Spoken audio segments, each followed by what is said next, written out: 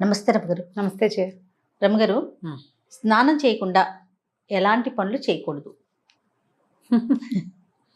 చాలా చేయకూడదు. చాలా ఉన్నాయా? ఓకే. చాలా చేయకూడదు అంటే ఏమేం చేయకూడదు చూద్దాం. ఆ. సినిమాటిక్గా కొన్ని వ్యవహారాలు నడుస్తూ ఉంటాయి జయ. ఊళ్ళల్లో ఓ రకం చాలా పనులు అయ్యాక కానీ ఊళ్ళో కొన్ని కొన్ని కొన్ని కమ్యూనిటీస్లో స్నానాలు చేయరు.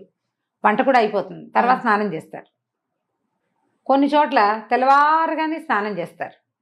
తెల్లారగానే స్నానం చేసేస్తే వాకిళ్ళు ఉడ్చుకోవాలా, ఇల్లు ఉడ్చుకోవాలా, స్నానం చేశాక ఇల్లు ఉడవటము, బట్టలు ఉతకటము అవన్నీ చేయాలంటే ఒక చికాగ్గా ఉంటుంది కదా. పొద్దుటి పూట కొన్ని ప్రత్యేకమైన పనులు, వాకిలి ఉడిచి ముగ్గేసుకోవటం, వాకిలి ఉడిచి ముగ్గి నీళ్లు చల్లటం, లేదా వాకిలి వరండా కడుక్కోవటం. పని మనిషి చేస్తుంది అనుకో, బాధే లేదు, పనమ్మాయి వేస్తుంది, ఎప్పుడో చేసేస్తుంది, ఓకే. లేకపోతే మనమే చేసుకోవాలంటే వాకిలి ఉడిచి ముగ్గేసుకోవాలి, నిద్ర లేవగానే బ్రష్ చేసుకోవాలి. ఈ బ్రష్కి ముందా వెనక అనేది మీ చాయిస్. వాకిలి కడుక్కోవటం దానికి బ్రష్ తోటి సంబంధం ఏం లేదు. పాచిమొహంతో వాకిళ్ళు ఊడ్చుకుంటారు సాధారణంగా, అదేదో అయిపోతుంది. తర్వాత స్టవ్ దగ్గరికి వెళ్ళాలంటే స్నానం చేసే వెళ్ళాలి. పాలు కాఫీ డికాక్షన్ పెట్టుకోవడానికి కూడా స్నానం చేయాల్సిందే. స్నానం చేయకుండా స్టవ్ ముట్టుకోకూడదు అనే సిద్ధాంతం ఉన్న కుటుంబాలు కొన్ని ఉంటాయి. నాకు ఆ సిద్ధాంతం లేదు. మా ఇంట్లో మడికి పొయ్యి వేరు, మామూలు వంటకి మామూలు పాలకి కాఫీలకి స్టవ్ వేరుగా ఉండేది. అది ఇది ఒకటి కాదు. మా చిన్నప్పుడు చాలా సంవత్సరాలు అలాగే ఉంది. పైగా మడి వంట చేసుకునేటప్పుడు పొద్దుటి స్టవ్ కడుక్కుని స్నానం చేసి స్టవ్ కడుక్కున్నాకే స్నానానికి వెళ్ళి అప్పుడు వంట, కడిగిన పొయ్యి మీదే వంట. ఇప్పుడు నేను కూడా అంతే చేస్తా. వంట ముందు స్టవ్ తుడుచుకోవటం నాకు అలవాటు. ఇప్పుడు ఇలా సిద్ధాంతంగా చెప్పలేకపోతాం. వాళ్ళ ఉద్యోగాలు, వాళ్ళ అవసరాలు, పిల్లల స్కూళ్ళు, మగవాళ్ళ ఆఫీసులు, వీళ్ళ సొంత ఆఫీసులు, వాళ్ళ ఇంట్లో ఉన్న పెద్దవాళ్ళు, ఇంట్లో ఏదైనా దేవతార్చన ఉంటే అక్కడికి వంట అందించటము, అన్నం వండేసి పొద్దున్నే దేవతార్చనకి ఇవ్వటము, ఈ బోల్డ్ వ్యవహారాలు ఉంటాయి కదా, దాన్ని బట్టి చేసుకుంటారు. స్నానం చేయకుండా దేవతార్చన చేయకూడదు, దీపారాధనలు చేయకూడదు, దేవాలయానికి వెళ్ళకూడదు, ఇతరుల ఇంటికి వెళ్ళేటప్పుడు స్నానం చేయకుండా వేరే వాళ్ళ ఇంటికి వెళ్ళకూడదు. మనం పక్కింటికి కాఫీ పొడప్పుకి అయితే పర్వాలేదు, ఓకే. కాఫీ పొడప్పు అయితే, కాకపోతే పొద్దునే వాళ్ళు ఎవరైనా పిలిచారు, వాళ్ళు స్నానం వచ్చాక చేద్దామని వెళ్ళకూడదు. వాళ్ళ ఇళ్ళ నుంచి వచ్చి స్నానాలు చేయకూడదు, అది తప్పు. ముచ్చట్లకి అట్లా వెళ్ళకూడదు అంటారా? ముచ్చట్లకైనా, ఏదైనా తాంబూలం తీసుకోవటానికైనా, ఎవరైనా గబుకొని మనకు అవసరం వచ్చింది ఏదో తెచ్చుకోవటానికైనా, ఒట్టి కాఫీ పొడి గురించి కాదు, కాస్త పెద్ద వ్యవహారాలు. ఎండెక్కాక స్నానం కాకుండా కొంచెం పొద్దెక్కక ముందే స్నానం చేయటం మంచిది. ఎవరైనా కూడా ఆరోగ్యం. బయటికి పనుల మీద వెళ్ళే వాళ్ళు స్నానం చేసి వెళ్ళాలి ఖచ్చితంగా. స్నానం చేసి దేవతార్చనో లేకపోతే ఒట్టిగా దేవుడికి ఒక నమస్కారమో చేసుకోవాలంటే స్నానం చేసి వెళ్ళాలి. ఎప్పుడు కూడా ఇంట్లో నుంచి బయటికి వెళ్ళేటప్పుడు, సాధారణంగా బయటికి వెళ్ళటానికి కాదు, పని మీద వెళ్ళే వాళ్ళు స్నాన నియమం ఉంచుకోండి. ఒకవేళ మీకు అలాంటి నియమం లేనట్టయితే దీన్ని యాడ్ చేసుకుని చూడండి, మంచి పాజిటివ్ రిజల్ట్ కనపడుతుంది. రాత్రికి స్నానం చేస్తాం అంటారు, రాత్రిపూట స్నానం చేసి పడుకుంటారా? రాత్రిగా స్నానం చేసాం, పొద్దునే స్నానం ఎందుకు అని మొహం కడుక్కుని వెళ్ళిపోతారు. స్నానం చేయకుండా కార్యాలయాలకి వెళ్ళకూడదు. ఒకటి, లక్ష్మీదేవి సహించదుట వీటిని. ఓహో, అది యాడ్ చేస్తే తప్ప మనం పని చేయము. మరి సూర్యోదయం అయ్యాక స్నానం అనేది మన నియమం. రాత్రిపూట స్నానం అసలు ఆరోగ్యమే కాదు. ఎండాకాలం చెమట్లకు ఉండలేక ఏదో 8, 9 నీళ్ళు పోసుకుంటాం, కానీ అసలు రాత్రిళ్ళు స్నానం హెల్దీయే కాదు, చాలా బ్యాడ్ హెల్త్. సాయంత్రమే చీకటి పడుతూ ఉండగా స్నానం చేయొచ్చు. రాత్రిళ్ళు పడుకునే ముందు అన్నాలు తినేసి పడుకునే ముందు చెమట పోస్తుందని ఓ బకెట్ నీళ్ళు పోసుకుని పడుకుంటారు చూడు, వీళ్ళకి వాతపు బాధలు అధికంగా ఉంటాయి. ఆయుర్వేద వైద్యులు వద్దని చెప్తారు. రాత్రిపూట స్నానం చేయకూడదు, గర్భవతులు చేయకూడదు, బయట పీరియడ్స్లో ఉన్న వాళ్ళు చేయకూడదు, తర్వాత డెలివరీ అయిన వాళ్ళు, కొత్తగా డెలివరీ అయిన వాళ్ళు, పిల్లలకి పాలిచ్చేవాళ్ళు, వృద్ధులు, మెనపాజ్లో ఉన్నవాళ్ళు, తర్వాత ఏమో ఒళ్ళు నొప్పులు అవి బద్ధకము హెచ్చుగా ఉండేవాళ్ళు రాత్రిళ్ళు స్నానం చేయకూడదు. ఇంకెవరు మిగిలేరు? అదే కదా కదా, అందరినీ చెప్పేసాం. ఇంకెవరు మిగిలేరు? ఇప్పుడు రాత్రి చేసిన స్నానాలు లెక్కెట్టుకుని పొద్దున్నే నీళ్ళు పోసుకోకుండా బయటికి వెళ్ళిపోతే అదేం ప్లస్ అవ్వదు మనకి. పిల్లలు కూడా కొంతమంది స్కూల్స్కి వెళ్ళిపోతారు రమ్మగారు, నైటే చేసాం కదా అనేసి పొద్దున్నే బ్రష్ చేసుకుని వెళ్ళిపోయే పిల్లలు కూడా చూశాను. సూర్యోదయం తర్వాత స్నాన విధి అత్యావశ్యకము. మన ఆధ్యాత్మికమైన వ్యవహారమే ఇది. శుభ్రత కూడా, స్నానం చేసిన మొహానికి చేయని మొహానికి తేడా ఉండదు, మరి ఉంటుంది కదా. ఫ్రెష్నెస్, నీళ్లు మన పైనుంచి బాడీ పడతాయి. ఫీల్ అవుతుంది ముందు. అది మన మొహంలోకి వస్తుంది కదా. పైనుంచి మొహం కడుక్కుంటాం, మొహం కడుక్కుంటే వచ్చే ఫ్రెష్నెస్ మొహం కడిగినట్టే ఉంటుంది కదా. స్నానం చేస్తే ఉండే ఫ్రెష్నెస్ బ్రహ్మాండంగా ఉంటుంది. తర్వాత ఏంటంటే బ్లడ్ సెల్స్ యాక్టివ్ అవుతాయి.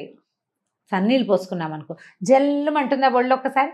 ఆ జల్లు అనగా నరాలకి సత్తు వస్తుంది. స్నానము అత్యవశ్యకమైన విధి. అది మడికో దీనికో అంటే ఏదో భగవదర్చనకి మాత్రమే అనుకోకండి. మీ శరీరానికి మీరు చేసే అర్చన స్నానం అంతే. ఇదొక గుడి కదా, దేహమే దేవాలయము అన్నారు. ఆ ఆత్మ ఇందులో నిలబడింది. ఇది ఉన్నంత వరకు ఆత్మ హాయిగా అందులో ఉంటుంది, ఈ పిచ్చిగూట్లో. దీన్ని శుద్ధంగా ఉంచాలి కదా, దీన్ని యాక్టివ్గా ఉంచాలి, ఆరోగ్యంగా ఉంచాలి. ఇది ఉంటేనే అది ఉంటుంది, ఇది లేకపోతే అది ఉండదు. అవును. ఆత్మారాముడిని సంతోష పెట్టద్దు మనం. స్నానం చేయండి, అదే పెద్ద సంతోషం. తర్వాత సంతోషాలు మిగిలినవి. స్నానం చేయటం, అన్నం తినటం, వేళకి నిద్రించటం మానవ దేహానికి అత్యంత ఆవశ్యకమైన విషయాలు. కాబట్టి పూజ చేసుకోవాలి పొద్దున, దేవతా నమస్కారం చేసుకోవాలి పొద్దున్నే. మనకి విధులు చెప్తారు. మన కార్తీకము, మాఘము, వైశాఖ మాసం ఉదయకాల స్నానాలు. కనీసం ఆ 3 నెలలు 2 నెలలని చేసేయడమంటారా నాయన అని ఇలాంటి వాళ్ళు ఉన్నారని ఆ 2 నెలలు ఖచ్చితంగా పెట్టారు. ఈ నిత్య స్నానమే కాకుండా అప్పుడప్పుడు నదీ స్నానాలు, సముద్ర స్నానాలు కూడా పెట్టారు. తీర్థ స్నానాలు, ఎక్కడికైనా వెళ్తే, ఏ తిరుమల వెళ్ళాం అక్కడ చక్కగా తీర్థంలో స్నానం చేయటం, ఎక్కడికో వెళ్తాం, కంచికో కాశీకో వెళ్తాం, అక్కడ గంగానదిలో నదీ స్నానం ఎంత మంచిదో అది. కాబట్టి స్నానం చేసి ఏం చేయాలి ఏం చేయకూడదు కాదు, స్నానం చేయాలి ముందు. అది మానేయకూడదు. పొద్దున వంట చేసుకోవటానికి స్నానం చేసి వంట చేస్తే బాగుంటుంది, శుభ్రంగా ఉంటుంది. తర్వాత స్నానం ఒక పవిత్రమైన భావన వస్తుంది. మనం ఏదైనా వండుకున్నాము, స్నానం చేసేసి శుద్ధంగా ఉన్నాం అనుకో, ఆ వండిన పదార్థాన్ని తీసుకెళ్లి దేవుడి దగ్గర పెట్టుకోవటానికి బాగుంటుంది. పాచమొహంతో వంట చేసేసుకుని అది ఎలా పెడతాం, అది పెట్టలేకపోతాం. నేను టిఫిన్ ఏర్పాటు చేస్తాను అని లాస్ట్ టైం ఒక వీడియో చేస్తే, స్నానం చేయకుండానే టిఫిన్ చేస్తారా అని ఒకళ్ళు అడిగారు నన్ను. టిఫిన్ చెయ్యను, ఏర్పాటు అంటే ఇడ్లీ పిండి, దోశ పిండి అవి తీసి బయట పెట్టుకోవటము, చట్నీకి కావాల్సిన దినుసులు ఏమిటో చూసుకోవటం, అదే చేస్తాను. పదార్థం తర్వాతే చేసుకుంటాను. కానీ మనం ఆలోచించుకోవాలి మనకి ఏది అవసరమో అని. ఆహార స్వీకారం కూడా స్నానం చేశాక గనక తీసుకుంటే చాలా బాగుంటుంది. తీసుకోలేకపోతాం, అట్లా బ్రేక్ఫాస్ట్ చేసేయాల్సి వస్తుంది మన పనిని బట్టి కదా. పొద్దున్నే చేసేయాలి, షుగర్ ఉంది, స్నానం చేశాక ఇవన్నీ దేవుడికి ఇవన్నీ చదువుకుని టిఫిన్ తినేసరికి లేట్ అయిపోతుంది, టాబ్లెట్లు వేసుకుంటారు. పాపం వాళ్ళకి తప్పదు కదా, పెద్ద వయసు వాళ్ళకి, పెద్దవాళ్ళకి తప్పదు, ప్రెగ్నెంట్ లేడీస్కి వాళ్ళకి కూడా తప్పని పరిస్థితిని పక్కకు పెట్టండి. నార్మల్గా అయితే తొందరగా స్నానం చేసేసి బ్రేక్ఫాస్ట్ చేయటం, తయారు చేసుకోవటము, తింటము కూడా రెండును. ఇలా చేస్తే గనక ఎక్కువ శుభ్రంగా ఉండేందుకు అవకాశం ఉంది. ఏ హెన్నానో పెట్టుకుంటాము, నెత్తికి నూనె రాసుకుంటాము, గంట నానాలనిపిస్తుంది, ఇంకా అప్పుడు ఏదో కొంత పని చేయవలసి అయితే ఓకే రమ్ గారు.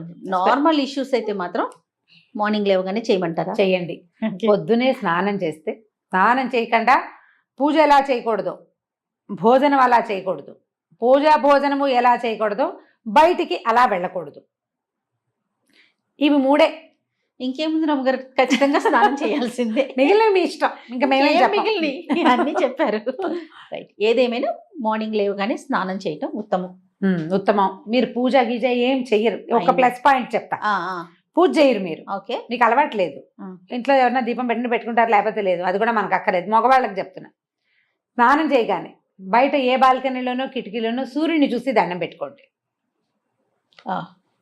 సూర్యుడికి చేసే నమస్కారం ప్రత్యక్ష నారాయణుడు అద్భుతమైన ఫలితాన్ని ఇస్తుంది.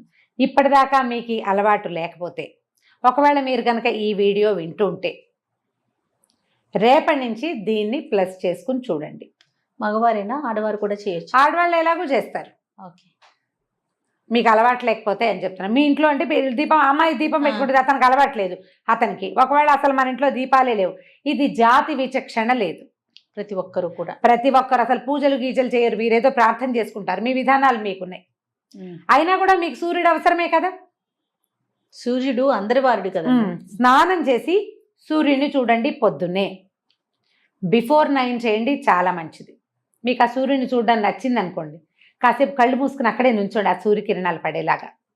ఇంకా సూపర్. ఒక 21 డేస్ చేసి మీలో ఏ మార్పు సంభవించిందో హోల్ హార్టెడ్గా ఇంకొకళ్ళకి చెప్పండి. Sure. నేను ఇది చేశా, స్నానం చేసి సూర్యుని చూశాను. ఏం జరిగింది రమ్మగారు? చెప్పండి, ఇలా చెప్పండి అంటున్నా. మీరు చెప్తున్నారేమో. నేను ఇలా చేశాను, స్నానం చేసి సూర్యుని చూశాను, నాకు ఈ మార్పు వచ్చింది అనేది మీరు గమనించి చెప్పాలి. అప్పుడు పొద్దున్నే స్నానం చేయటంలో ఉన్న ఫలితం ఏంటో తెలుస్తుందేమో, మీరే అందరికీ చెప్తారు. ఎర్లీ మార్నింగ్ సూర్యుని చూడడంలో ఉన్న ఆత్మానందం ఏంటనేది చూసేవాడికే తెలుస్తుంది. మీరు బాగా ఎంజాయ్ చేస్తున్నారు. రైట్ రామ్ గారు, నమస్తే అండి. నమస్తే చెయ్యి.